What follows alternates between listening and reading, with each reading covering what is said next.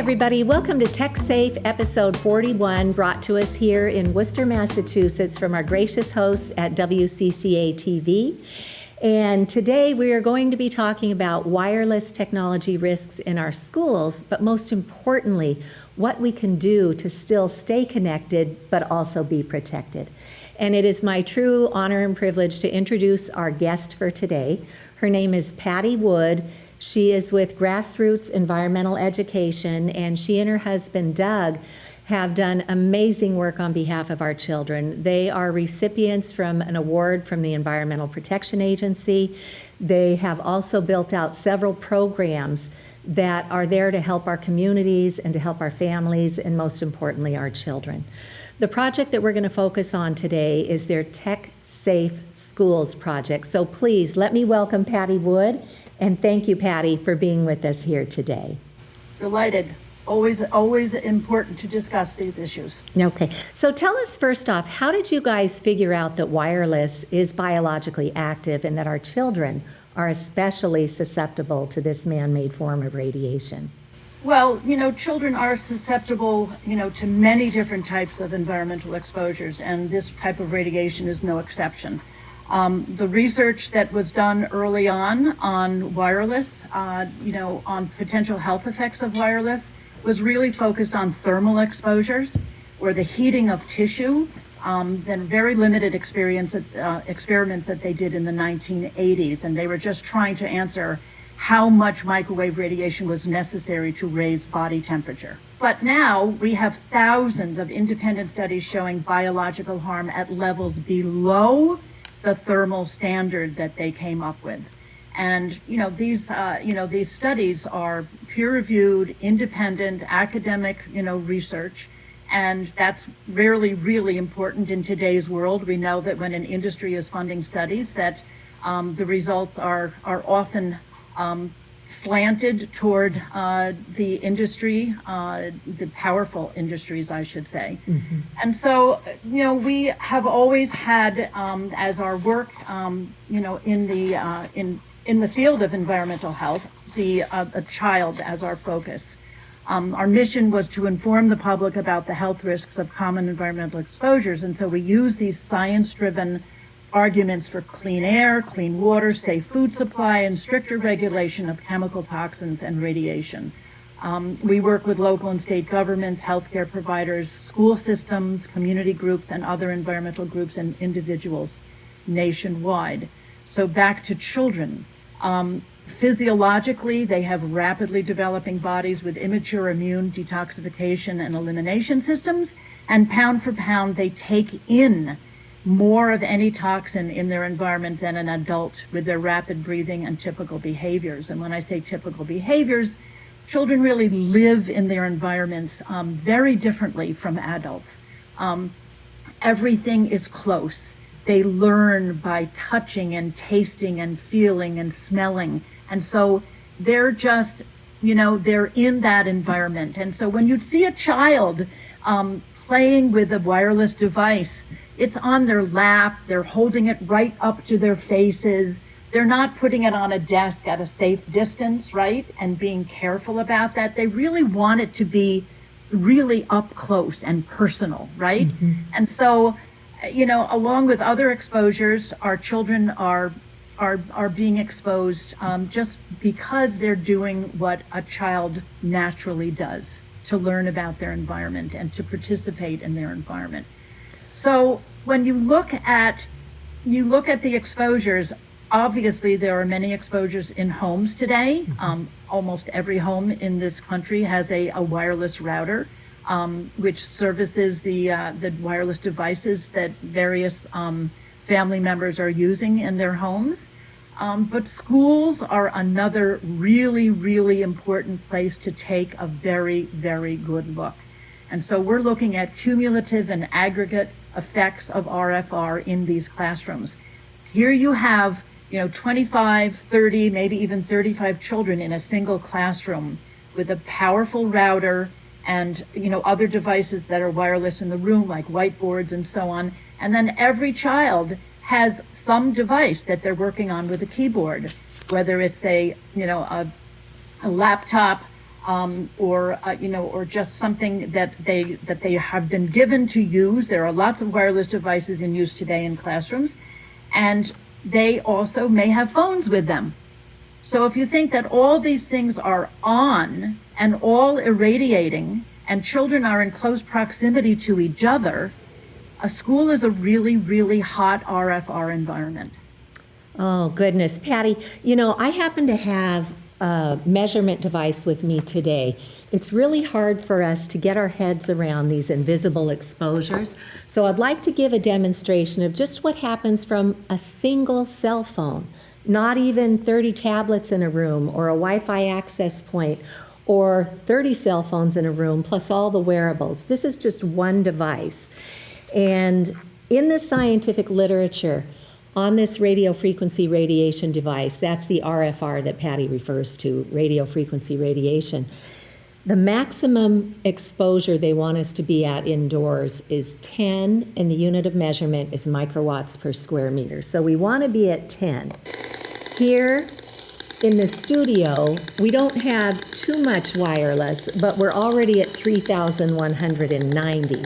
So that's still high. I'm going to take my cell phone out of airplane mode, and it is now transmitting. That's loud, sorry. It is transmitting through multiple separate antennas in this device. We have Bluetooth and cellular, Wi-Fi, locator, hotspot. This is an old iPhone 7, but many people have 5G antennas also in their phone. Each one separately pulses this radiation. So we just went from 3,000 microwatts per square meter. When I turned on my one cell phone with its 5 or 6 antennas radiating, we went from 3,000 to 2,030,000 microwatts per square meter. 2 million, and we want to be at 10 or less. And honestly, the scientists recommend no man-made radiation around our children. So I went into a new school building that we just opened up last year. And I went on the tour, and as all the tour people wandered into the next room, I stayed behind and took measurements. I started in the parking lot, and I was in the green on my meter. It was wonderful because we don't have cell towers on top of or on our schoolyards or playgrounds at this school. So I got a nice, clean, green reading. But I will tell you that every single classroom, every specials room, the hallway right outside the principal's office, all in the red zone. And that was just from the wireless access points mounted on the ceiling. Those are like the routers for every classroom. And the children weren't even in the building because it was an open house on the weekend, so we didn't have the additive radiation from the devices that they would be using. So as Patti said, our classrooms have become a very, very hot environment for radiation. And I was honored back in 2014, my schools, after we started investigating this, became the first in the nation to put into place best practices for mobile devices. Turn these things off when we're not using them. Always place the mobile device on a solid surface, not on our bodies. And in another presentation that I do, I show people where the legal fine print is in, say, that iPhone. And it's been warning us forever not to put a radiating device anywhere near our bodies. But it also says turn the Wi-Fi on only when needed. And there's a Hartsbrooks Waldorf school here in Massachusetts that actually put timer switches on the wall. So for those couple of seconds where you might want to upload, download data wirelessly, you can just hit a button to turn on the Wi-Fi for a very short period of time. And then if you get busy teaching your lesson, you won't forget to turn it off. It will shut itself off automatically. So we have so many amazing solutions today. And I know every school is going to say, well, we're kind of scared. We don't want to be the first one to stray from the pack. But if nobody does it, all of our children continue in these high radiation levels. So Patti and her husband, Doug Wood, have built an incredible resource for us called TechSafe Schools. And on their website, they have the science, they have the health risks, they have the legal risks, and they also have what we all want, which is how to mitigate this. how to have amazing technology. First, reduce the exposures, and then let's get to truly safe, hardwired technology. And all that means, folks, is drop a wire from those routers. Each wireless access point on the ceiling has 2 Ethernet ports in it. Just drop a wire down to desk level and start using little adapters to separate Ethernet cables for every Chromebook, every device that you've got, and then just go into the settings and turn off the antennas. So Patty's going to give us a tour through their website, which is TechSafe Schools. So Patty, go ahead and give us a walkthrough of this wonderful, user-friendly, not scary, not intimidating website. We have a lot of individual parents who have the knowledge about this particular risk to their child and or to their children, and they want to do something.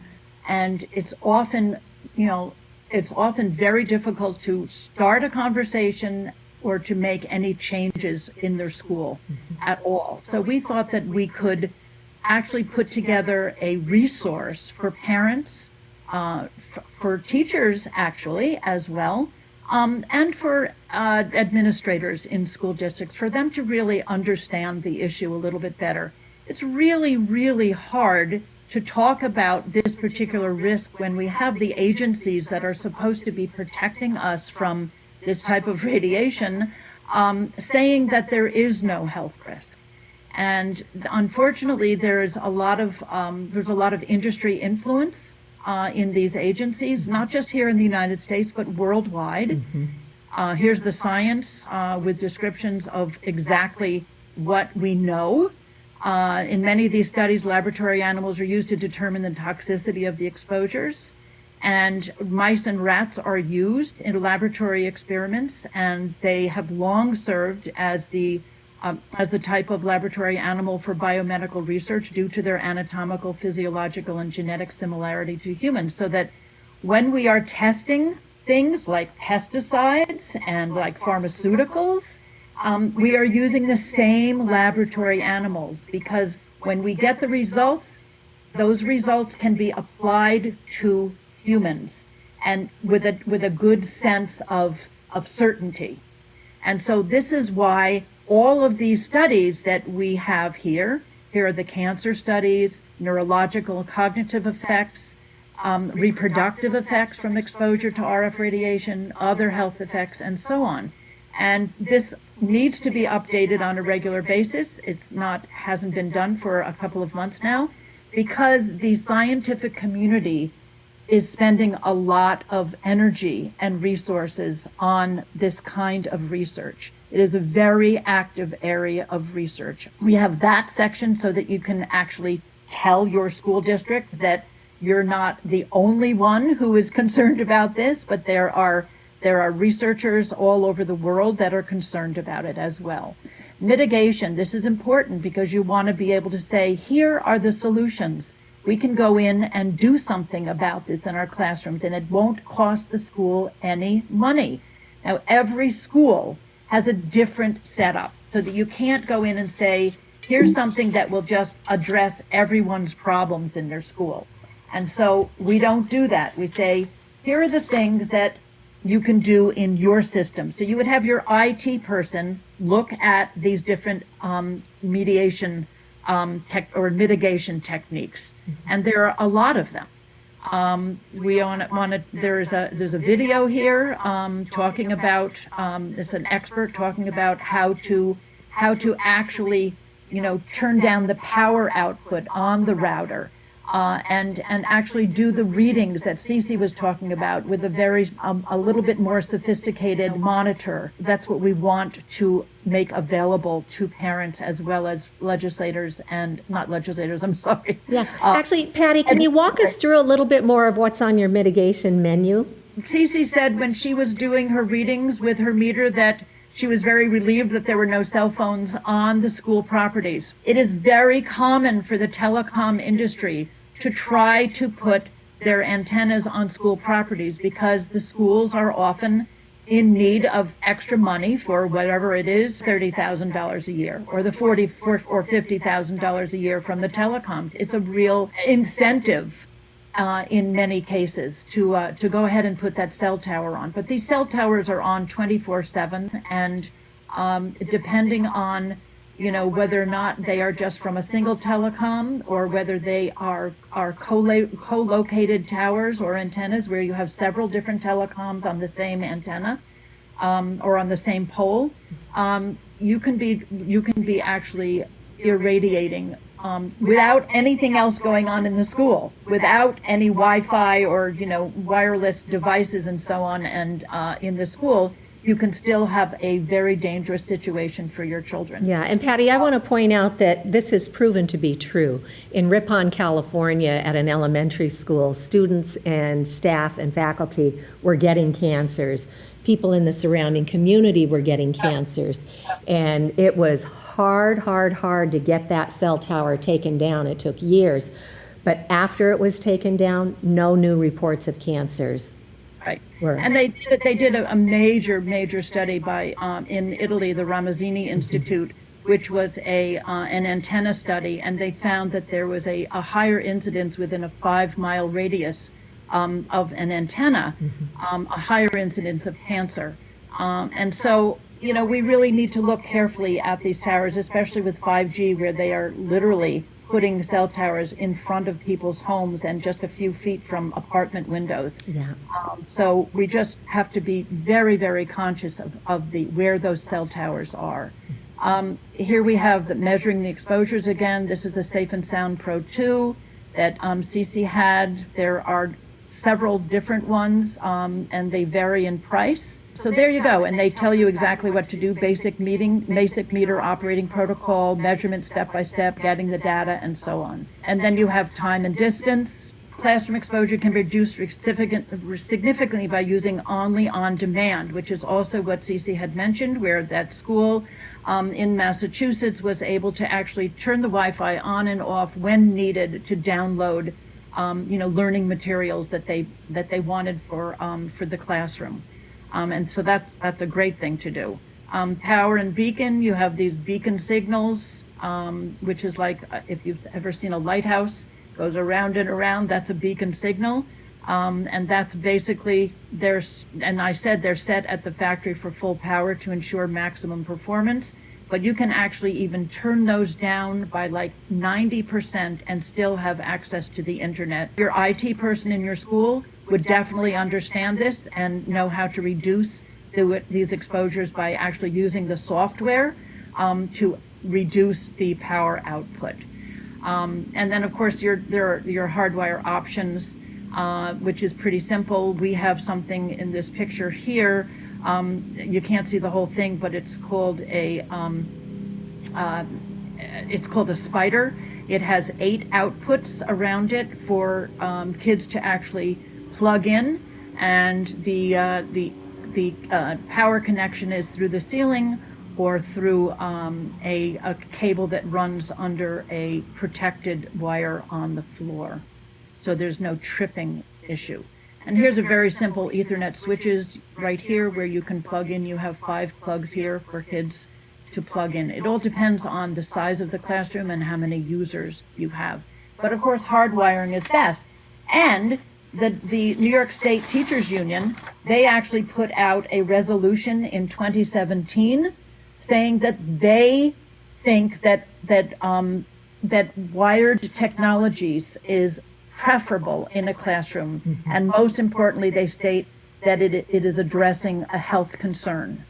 And also members, the union members in New York State, the teachers union members, they want to protect their own health. It's really important for teachers as well, especially young teachers who are of reproductive age, right? Mm-hmm. And you have a lot of young people in the teaching profession we're just asking them not to put cell phones in their pockets over their developing babies.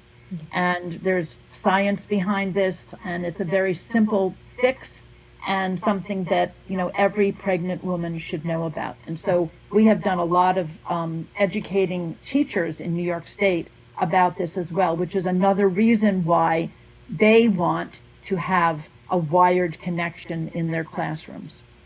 So let me go on to resources. Be tech safe in the classroom. easy Wi-Fi on-off timers, which we were talking about also. You can just time it so that you have it on for a specific amount of time during the day, and then it's always off the rest of the time.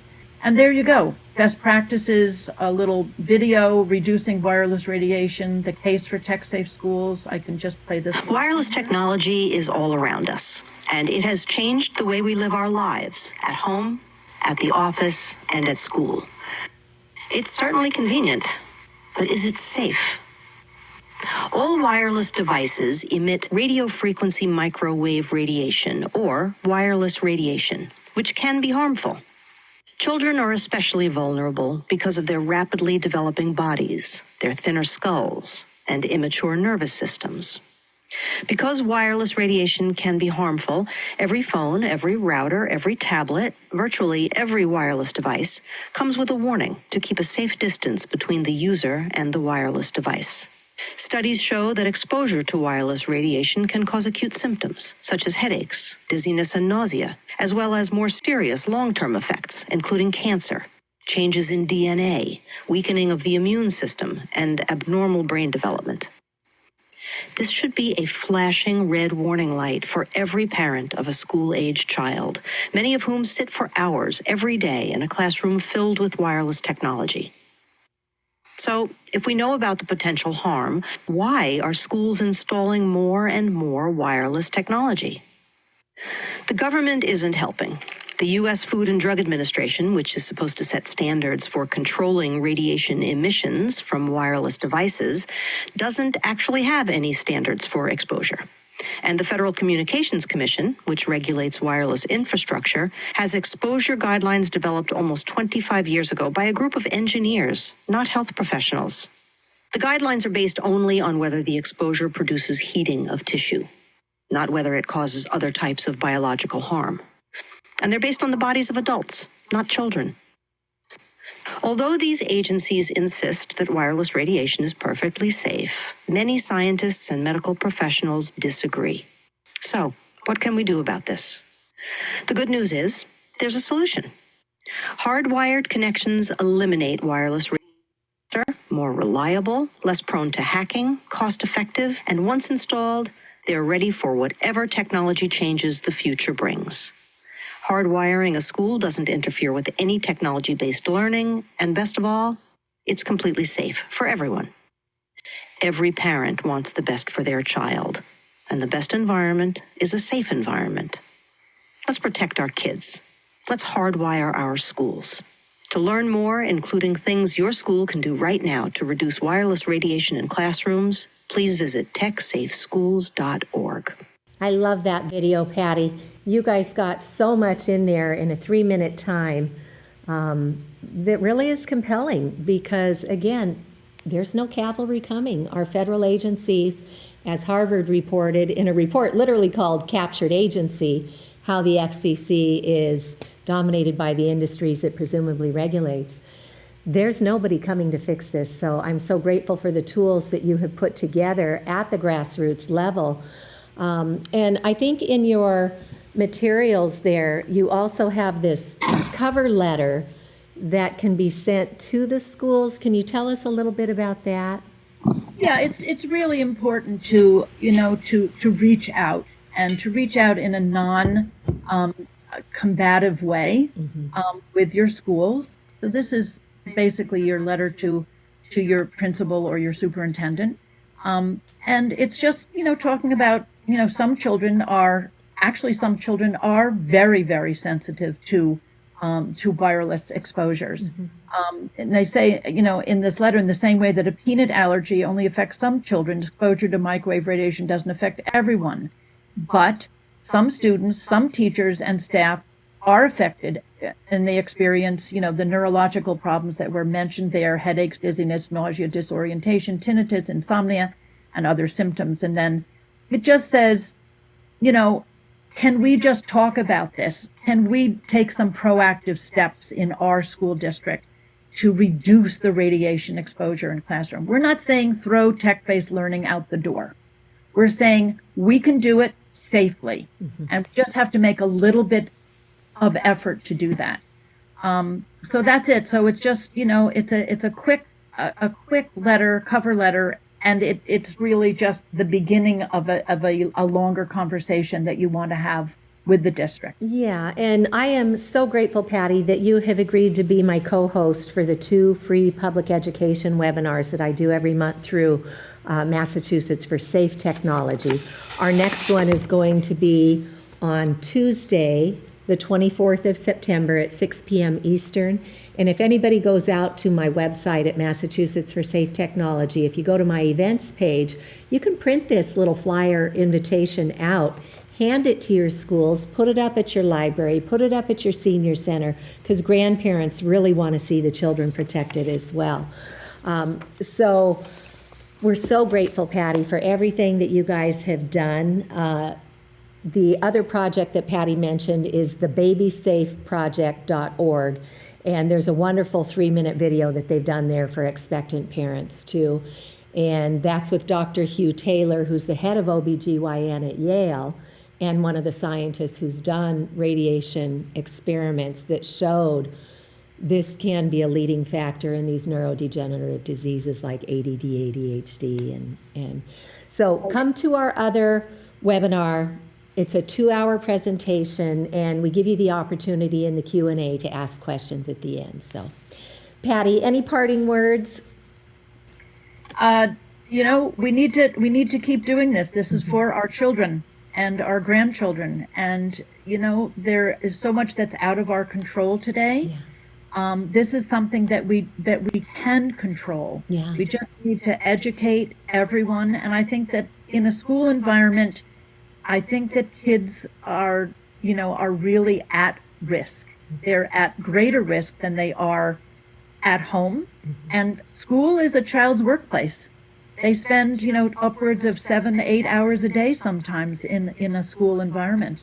As parting words, I want to give a shout out to every one of the schools across our country, North America, Europe, and the rest of the world who are recognizing that cell phones have become very unhealthy in the classroom for other reasons, because they are impacting the social and emotional development of our children with the bullying and the distraction from the learning environment. So many schools this year are removing cell phones from the school day. They'll put them aside, or they'll put them in these little yonder pouches, and at the end of the day, after activities or sports, or when the kids just go home, they'll get their cell phones back or unlocked. This is a prime opportunity to open the conversation about wireless technology safety as well, because if you're taking 20 or 30 phones and just putting them in a shoe rack at the back of the classroom, all those phones are going to be transmitting microwave radiation at rapid speeds throughout every class. So let's teach them how to store them safely. And I know that Brenda Martinez in Los Angeles Unified School District has begun that conversation. And Patty and Doug have helped with a letter to school districts to help with that as well. So we can make that available. But thank you, everybody, and especially Patty and Doug, for all you've done for our collective children. And I wish everybody a tech-safe day. Thank you.